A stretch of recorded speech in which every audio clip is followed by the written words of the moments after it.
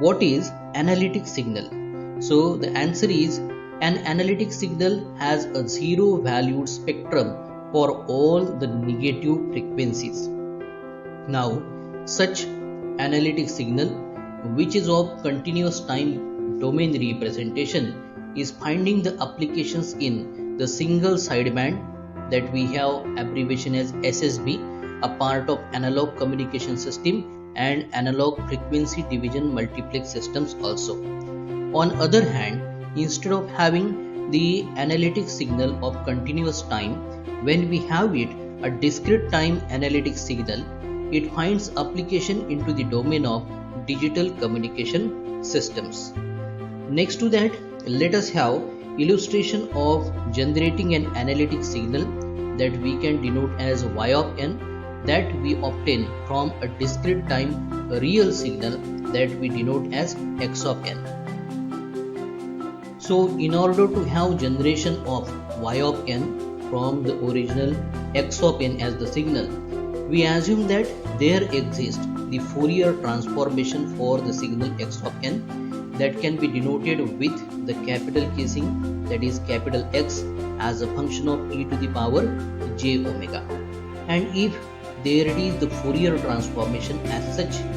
that it will be a non-zero for the positive as well as the negative frequencies. Also, for the signal y of n with the single-sided spectrum, we denote the Fourier transform representation as capital Y as a function of e to the power j omega, that will be 0 for the negative frequencies, and that must be a complex signal. So for considering the complex analytical signal as represented, y of n given by x of n added by j times x cap of n. So here we have the real part as well as the imaginary part here. The corresponding Fourier transformation of y of n can be given by this expression. We write capital Y of e to the power j omega in terms of capital X of e to the power j omega added by j times x cap in capital as a function of e to the power j omega. So capital X cap as a function of e to the power j omega is here the Fourier transformation of small x cap of n from the previous equation.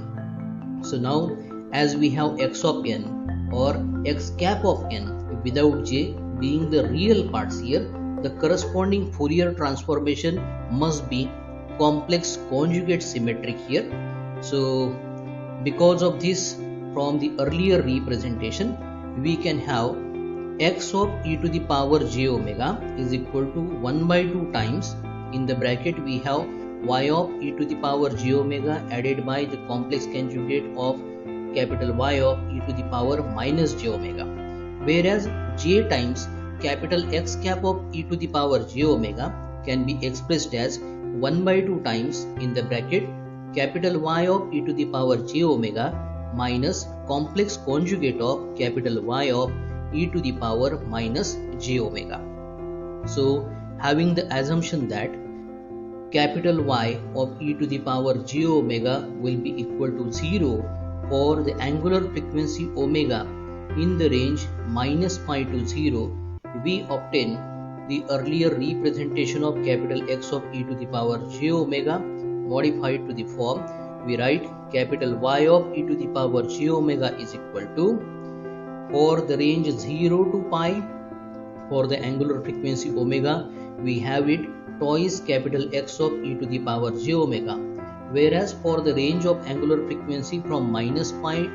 to 0, we have that value is equal to 0.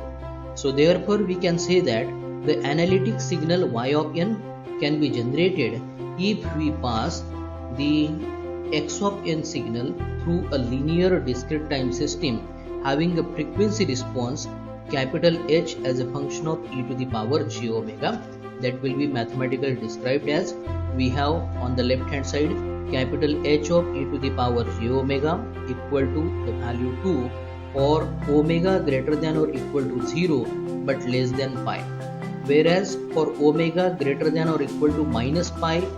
but less than 0, we have the value of this frequency response is equal to 0. This is illustrated with the help of figure. Here you see,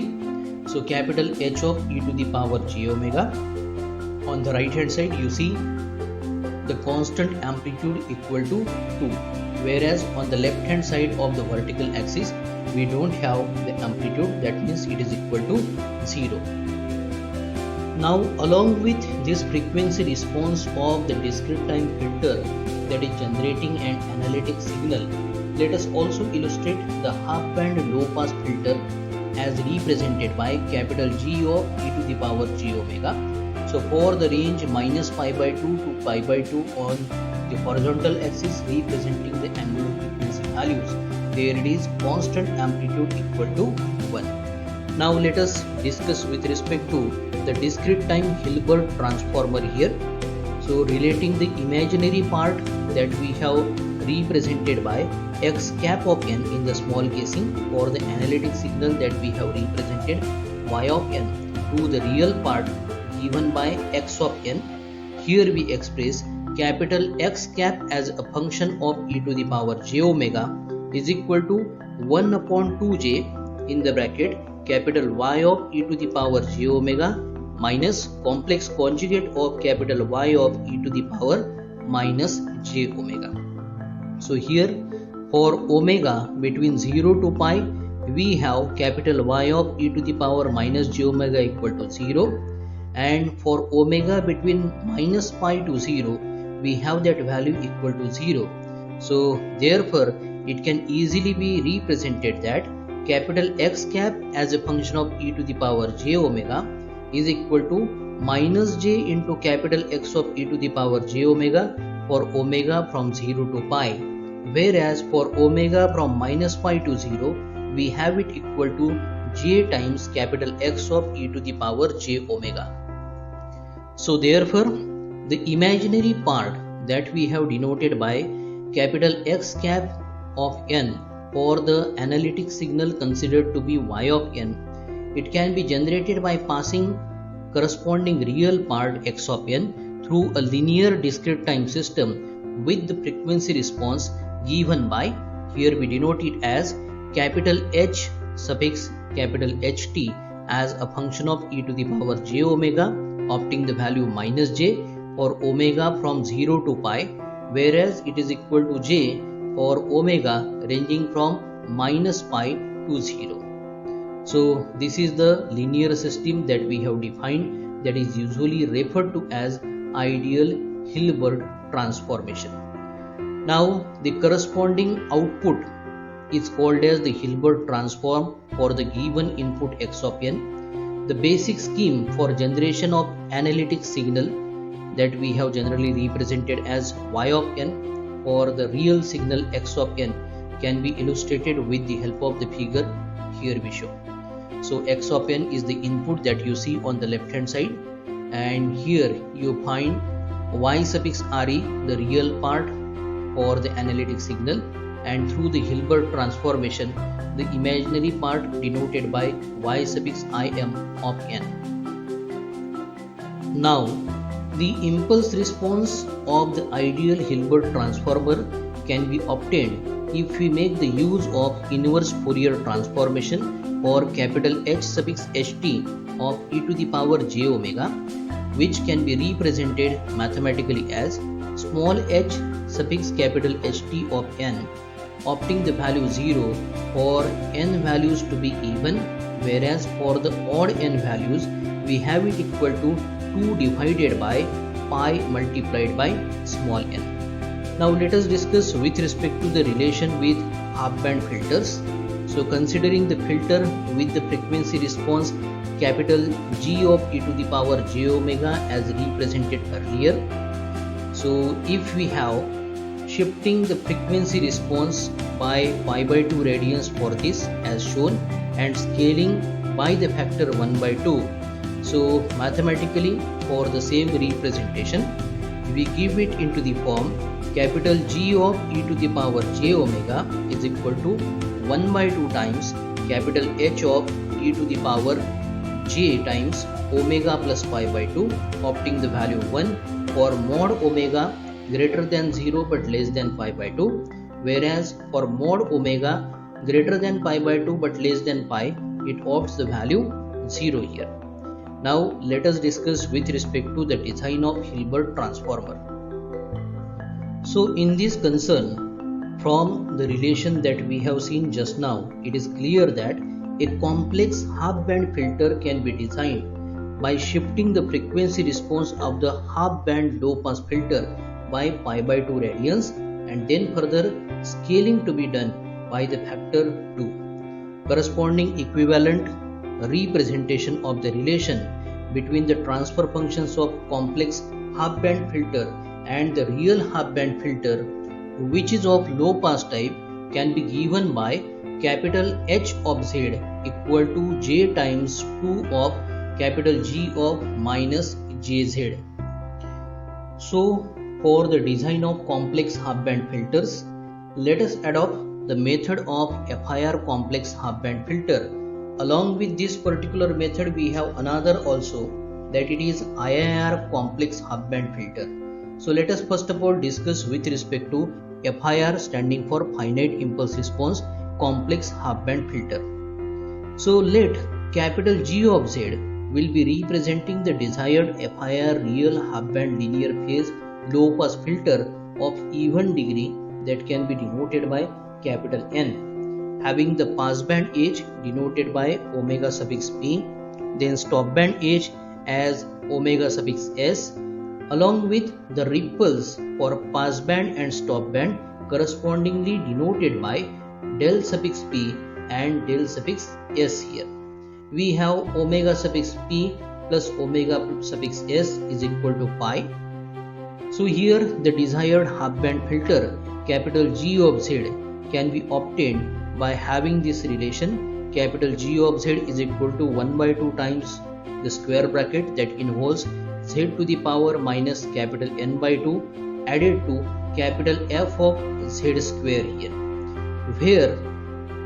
the wideband linear phase filter is the representation in this mathematical formulation by capital F of Z having the degree capital N by 2 with the pass band from 0 to 2 times omega suffix p and the transition band from twice omega suffix p to pi and the pass band ripple of twice del here.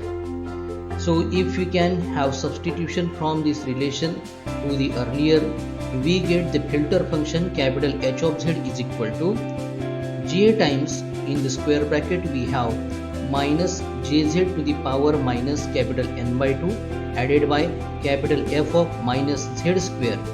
that is also equivalently represented in simplified form Z to the power minus capital N by 2 added by J times capital F of minus Z square. FIR implementation of the complex half band filter based on this particular decomposition can be indicated with the help of this illustration. So the two terms in the earlier mathematical expression are having the places into the two blocks. Those have been there in the two branches raised by x of n on the left hand side, resulting into real part of y of n and imaginary part of y of n here. So after this particular approach, let us discuss the IIR complex half band filter. So for this particular design of the stable IIR real coefficient half band filter, let us have capital G of Z expressed as 1 by 2 times, in the square bracket we have capital A0 times Z square added by Z to the power minus 1 into A1 of Z square. Here A0 of Z and A1 of Z are the stable all pass transfer functions, and after making substitutions to the earlier equation of capital H of Z, we get the new form representation as H of Z is equal to capital A0 of minus Z square added by J times Z to the power minus 1 into capital A1 of minus Z square. The realization of the complex half band based filter For this particular decomposition can be illustrated with the help of this diagram, where you see again x of n on the left hand side bifurcating into the two branches, where we have the blocks as represented from the two terms from above mathematical expression. Along with the delay to the second block, we are resulting into the real part of y of n and imaginary part of y of n. Now, if this approach is utilized for the design of IIR complex half-band filter, so when we have omega suffix s is equal to 0.6 times pi, whereas del suffix s is equal to 0.016, the typical sketching of the gain response of the complex half-band filter, which is normalized to 0 decibel maximum gain, is represented here, whereas the phase difference between the two all-pass sections of the complex half-band filter can be visualized in this particular plot. So after this, let us discuss with respect to the single sideband modulation. As we know that for efficient transmission over the long distances, there is a requirement of a real low frequency band limited signal x of n, for example speech or music, that can be modulated by very high frequency sinusoidal carrier signal, generally denoted as we have cosine of omega c n, with the carrier frequency in the angular form denoted by omega suffix c here. So if that is being less than the half of the sampling frequency, the modulation is possible. The corresponding spectrum here we denote mathematically capital V of e to the power j omega, expressed as 1 by 2 times in the square bracket we have capital X of e to the power j times omega minus omega c, further added to capital X of e to the power j times omega plus omega c. So let us represent it with the help of the illustration as shown. Here we have the notations.